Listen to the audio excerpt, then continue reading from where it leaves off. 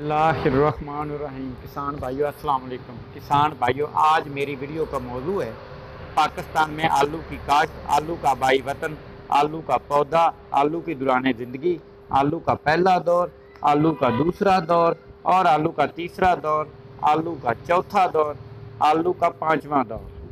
किसान भाइयों, आलू के बारे में और भी बहुत कुछ मैं इस वीडियो में आपको बताऊंगा, लेकिन इससे पहले मैं आपसे दरख्वास्त करता हूं कि आप मेरी इस वीडियो को लाइक करें और चैनल को सब्सक्राइब करें और घंटी को दबाएं, ताकि मेरी हर नई आने वाली वीडियो आप बार वक्त देख और सुन सकें।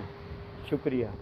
किसान भाइयों, पाकिस्तान में आलू के ज़ेरे काश्त रकबे का इर्तिका नहायत ही हौसला अफजा रहा है और ये इस हकीकत की गुमाजी करता है कि आलू की फसल बतौर सब्ज़ी आवाम में नहायत ही मकबूल है और किसान और ताजर के लिए नहायत ही मुनाफा बख्श साबित हो रही है।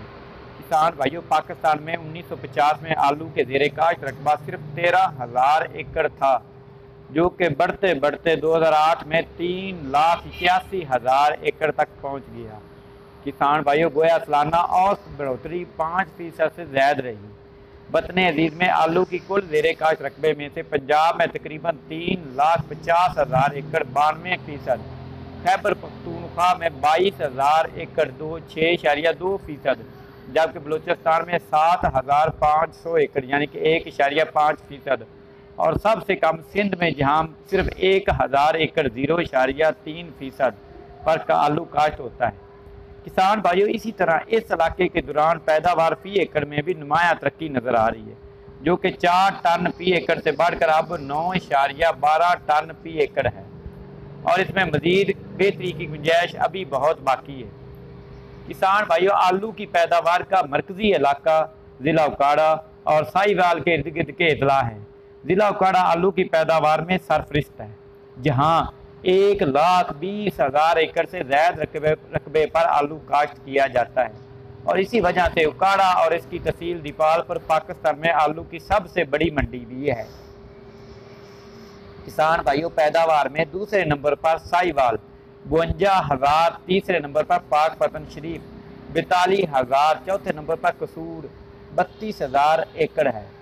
इसी तरह खैबर पख्तूनख्वा में चित्राल 2,500, नौशेरा 2,400 और सवात 2,300 एकड़, अहमदला में बलूचिस्तान में किला सैफुल्ला 2,000, कल्लात 1,200 एकड़ और पशीन 800 एकड़ आलू की पैदावार के अहम अजला हैं।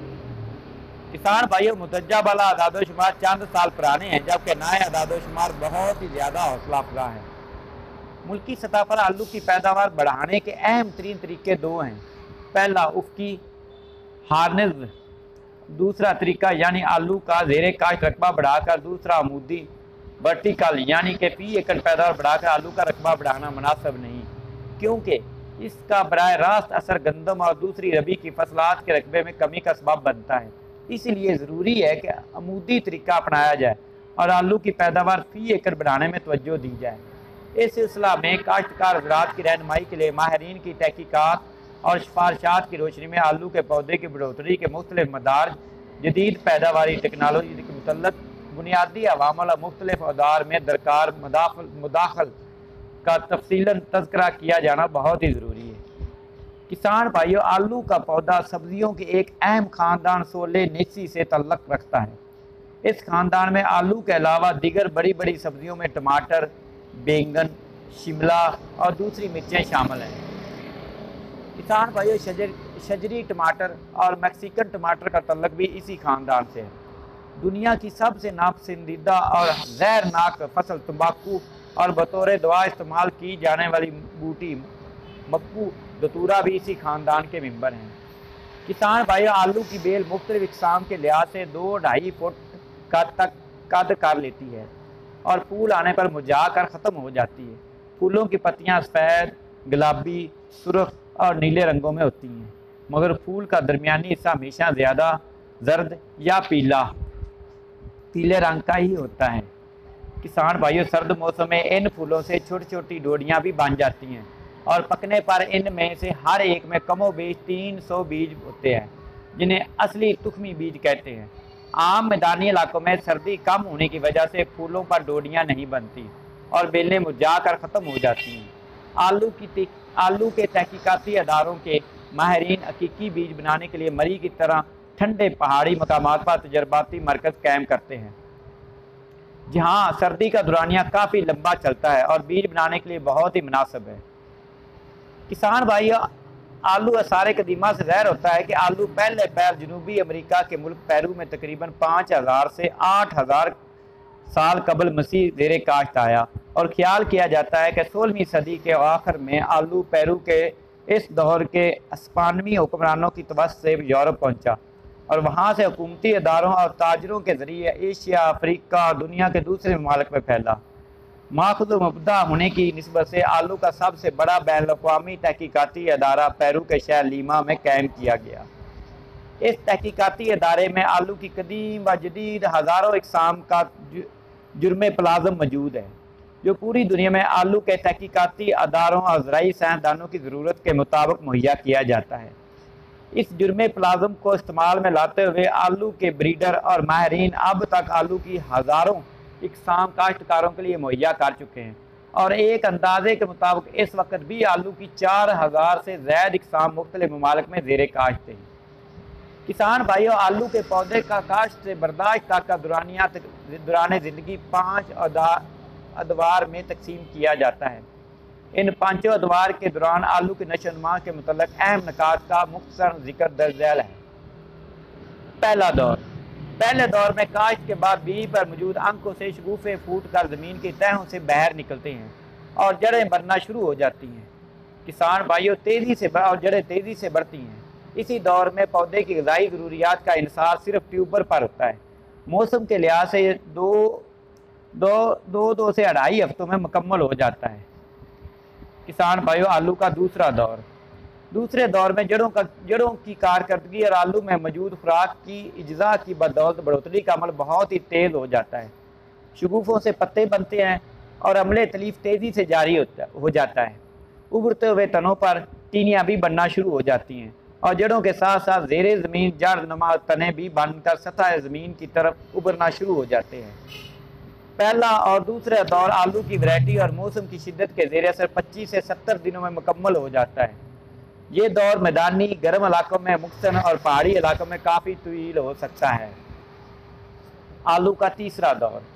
तीसरे दौर में बढ़ोतरी में मज़ीद तेज़ी के साथ साथ ज़ेरे ज़मीन बनने वाली जड़ नुमा तनों के सरों पर नन्हे नन्हे आलू बनना शुरू हो जाते हैं और कभी कभी पौधों पर फूल भी निकल आते हैं। तकरीबन 2 हफ्तों पर मुईद इस दौर में फ़ी पौधा 20 से 30 नन्हे आलू मनी ट्यूबर्स बनने में, मगर पानी, खुराक और मौसम की नाहवारी की वजह से इन नन्हे आलूओं की निस्फ से ज़्यादा तादाद बनते ही जज़ब हो जाती है या बाद में ख़त्म हो जाती है। इस दौर में मौसम ठंडा रहना चाहिए और पानी की बिल्कुल कमी नहीं आनी चाहिए। ज़मीनी दर्जा रात अगर 27 डिग्री सेंटीग्रेड से बढ़ने लगे तो मज़ीद आलू बनना बंद हो जाते हैं और 30 डिग्री सेंटीग्रेड तक पहुँचते पहुँचते नए आलू बनने का अमल बिल्कुल ही ख़त्म हो जाता है और पौधा चौथे दौर में दाखिल हो जाता है। आलू का चौथा दौर। चौथा दौर ज़ेरे ज़मीन नन्हे बने हुए आलूओं की बढ़ोतरी के लिए अहम तरीन दौर है। इस हालत में पौधा नए ट्यूबर बनाना बंद करके अपनी सारी तवानाइयाँ इनकी नशोनुमा की तरफ मोड़ देता है। किसान भाइयों, आलू की पैदावारी सलाहियत का ज़्यादातर इंसार इसी स्टेज पर होता है, इसलिए इस स्टेज में फसल का खास ख्याल रखना नहायत ही ज़रूरी है। इस दौर में मुनासिब आबपाशी, मुतवाज़न खाद, नरम ज़मीन, कीड़ों मकोड़ों और बीमारियों से मुकम्मल तहफ़्फ़ुज़ का पूरा एहतमाम करना चाहिए। ग़िज़ाई अनासर जितने ज़्यादा और मुतनासिब और आसानी से पौधे को दस्तयाब होंगे, आलू जो में इस तनासब से बड़े और तंदुरुस्त होंगे। ये दौर काफ़ी लंबा चलता है और मौसम के साथ साथ आलू की वैरायटी की निस्बत से भी 5 से 8 हफ्ते तवील हो सकता है।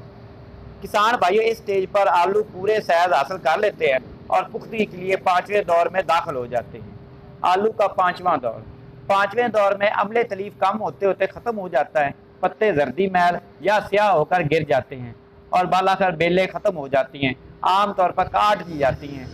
किसान भाइयों, आलू की बाज़ इक़साम में मौसम के ज़ेरे असर आलू के बेलें हो सकता है इस तरह ख़त्म ना हो और काटनी पड़े, क्योंकि आलू के पकने के अमल को तेज़ करने के लिए बेलों का खात्मा नहायत ही ज़रूरी है। इस दौर में शक्कर और दूसरे ग़िज़ाई मादे स्टार्च की शक्ल तैयार कर लेती हैं। किसान भाइयों, आलू के छिलके सख्त हो जाते हैं, रंग निखर आता है, बस आलू बर्दाश्त के लिए तैयार हो जाता है।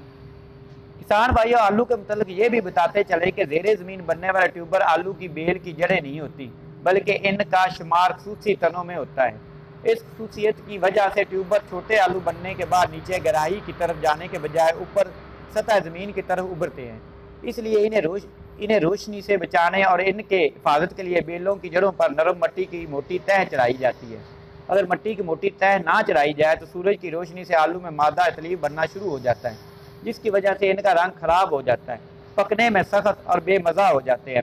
और बाद रिपोर्टों के मुताबिक इनमें कुछ मिकदार में क्लाइड नामी एक जहरीला मादा भी पैदा हो जाता है।